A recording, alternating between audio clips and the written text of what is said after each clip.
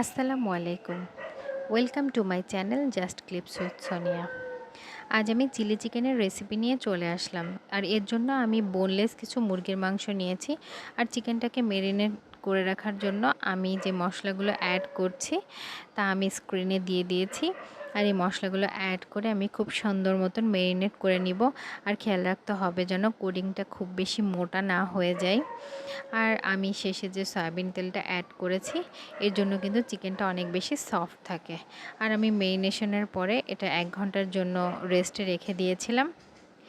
দেন আমি প্যানে তেল গরম করে নিয়েছিলাম আগে থেকেই। আর চিকেনটাকে স্টেপ বাই স্টেপ ভেজে নিয়েছিলাম যেন একটার সাথে একটা লেগে না যায়। কেননা একবারে দিলে কিন্তু লেগে যাবে। আমি কিন্তু আমার চিকেনটাকে 3 বারে ভেজে নিয়েছি। আর চিকেনটা একদম ক্রিস্পিও থাকবে না, একটু সফট থাকবে, এরকম করে আমাকে ভেজে নিতে হবে।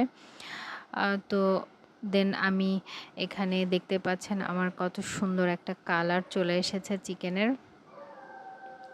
আর রান্নার সুবিধার্থে আমি আগে থেকেই যেই 3টা সস ব্যবহার করব সেটা আগেই রেডি করে রেখেছিলাম, যেন আমার রান্নাটা ওভার কুক হয়ে না যায়।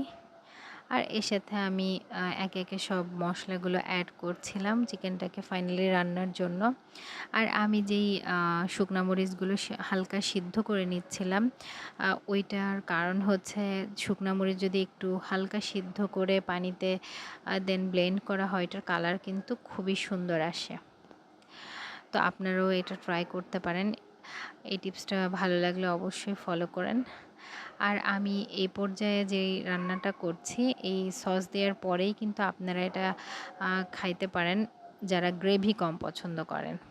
তো যেহেতু আমি একটু গ্রেভি করব তাই আমি এখানে চিকেন স্টক আর কর্নফ্লাওয়ার পানি দিয়ে গুলিয়ে রেখেছিলাম সেটা আমি অ্যাড করে দিয়েছি। আর আমার রান্নাটা গ্রেভিও হয়ে গিয়েছে।